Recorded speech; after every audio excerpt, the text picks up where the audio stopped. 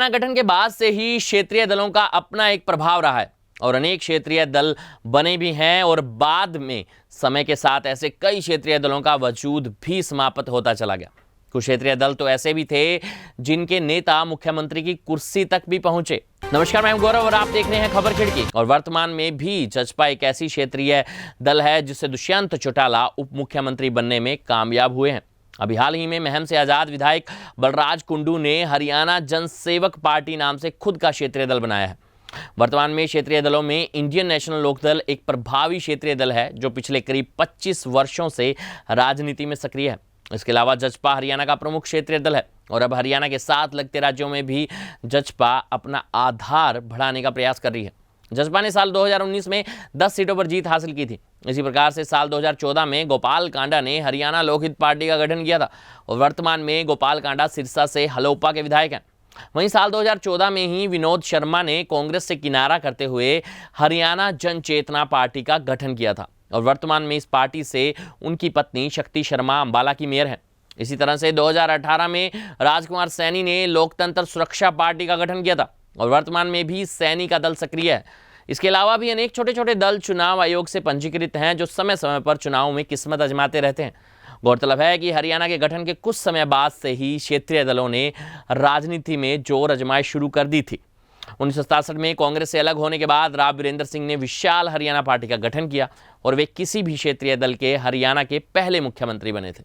चौधरी बंसीलाल ने भी कांग्रेस से किनारा कर हरियाणा विकास पार्टी का गठन किया था और वे भी हरियाणा के मुख्यमंत्री बने। चौधरी भजनलाल ने कांग्रेस से बागी होकर हरियाणा जनहित कांग्रेस बनाई, मगर वे अपने क्षेत्रीय दल के बैनर पर कोई अधिक सफलता हासिल नहीं कर सके और बाद में भजनलाल और बंसीलाल दोनों ने ही अपने दलों का विलय कांग्रेस में कर दिया। क्षेत्रीय दल से राव वीरेंद्र सिंह बने थे पहले मुख्यमंत्री। जी हाँ, 1966 में हरियाणा गठन के बाद भगवत दयाल शर्मा को मुख्यमंत्री बनाया गया। किसी तरह से शर्मा की कुर्सी गिराकर 23 मार्च 1967 को राव मुख्यमंत्री बन गए। इसी दौरान राव ने कांग्रेस से किनारा करते हुए विशाल हरियाणा पार्टी बना डाली। राव की सरकार अधिक नहीं चली। नवंबर 1967 में हरियाणा में राष्ट्रपति शासन लग गया। इसके बाद साल 1968 के चुनाव में विशाल हरियाणा जन पार्टी ने हरियाणा की 39 विधानसभा सीटों पर उम्मीदवार मैदान में उतारे। विशाल हरियाणा पार्टी ने 14.86% मत हासिल करते हुए 16 सीटों पर जीत भी दर्ज की। 1972 के चुनाव में 3 सीटों के साथ मत प्रतिशत 6.94% रह गया। 1970 के चुनाव में राव की पार्टी ने 5 सीटों पर जीत दर्ज की और बाद में राव वीरेंद्र सिंह ने विशाल हरियाणा पार्टी का विलय 23 सितंबर 1978 को कांग्रेस में कर दिया। 25 साल से प्रभावी राजनीति दल है इनेलो। जी हाँ, इंडियन नेशनल लोक दल निश्चित रूप से ही हरियाणा की राजनीति में एक प्रभावी क्षेत्रीय दल के रूप में आज भी वजूद में है। चौधरी ओम प्रकाश चौटाला ने अप्रैल 1998 में इंडियन नेशनल लोकदल का गठन किया। साल 1999 से लेकर 2005 तक इनेलो सत्ता में रही। 2000 के चुनाव में पार्टी ने 47 सीटों पर जीत दर्ज करके सरकार बनाई, मगर 2005 के विधानसभा चुनाव में इनेलो 9 सीटों पर ही सिमट गई। 2009 के चुनाव में पार्टी को 31 जबकि 2014 में 20 सीटों पर जीत मिली, तो 2019 में इनेलो का महज एक ही विधायक बना।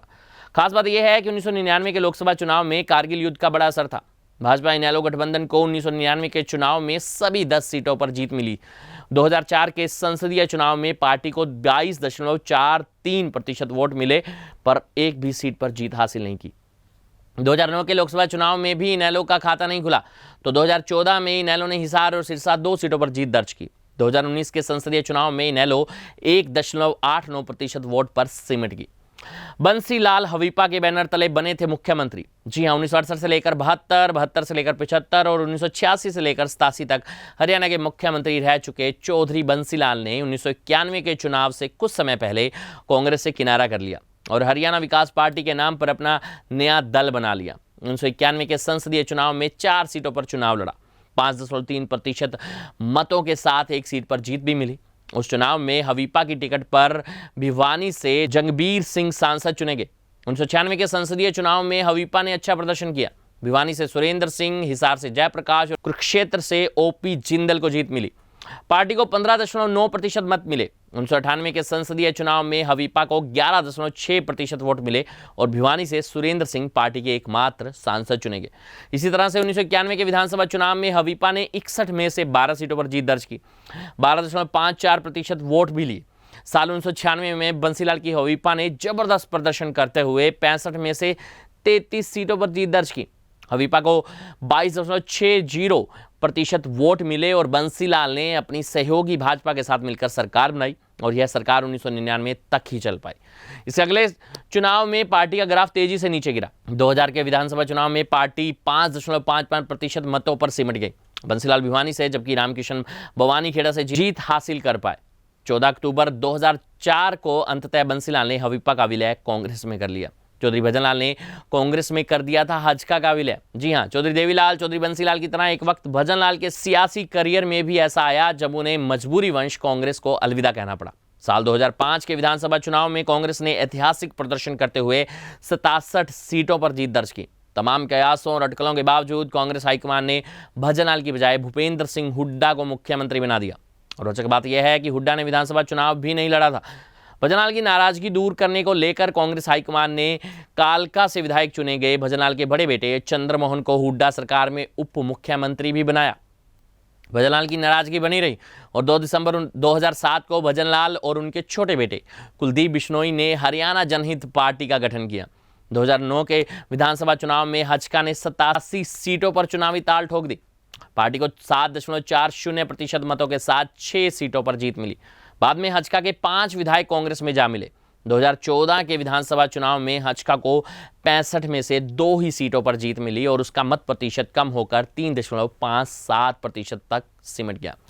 2 संसदीय चुनाव भी लड़े। जी हां, 2009 में भजनलाल हिसार से सांसद निर्वाचित हुए।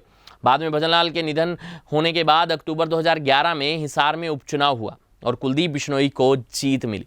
2014 के संसदीय चुनाव में हजका का ग्राफ और अधिक गिर गया।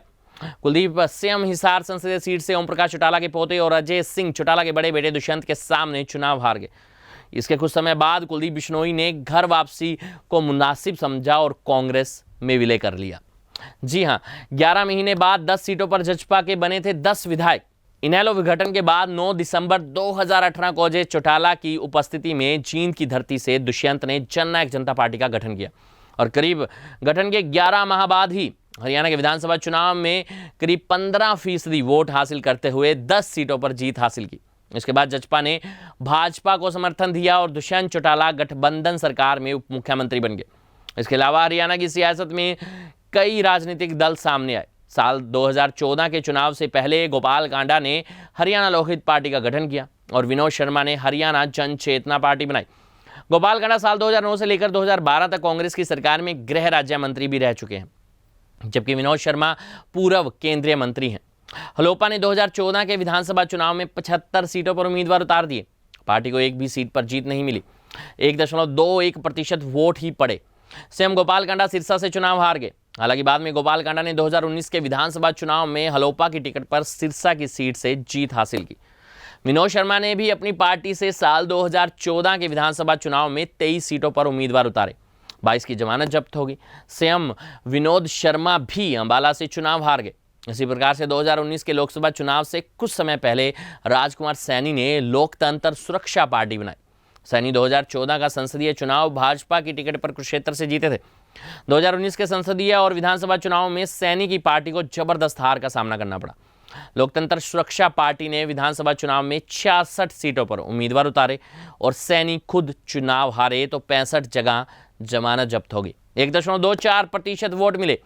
गोपाल और सैनी के दल अभी भी थोड़े सक्रिय हैं, जबकि विनोद शर्मा की पार्टी ने 2020 के अंत में अंबाला नगर निकाय चुनाव लड़ा और उनकी पत्नी वहां से मेयर भी बनने में सफल रही। हमारी खास रिपोर्ट।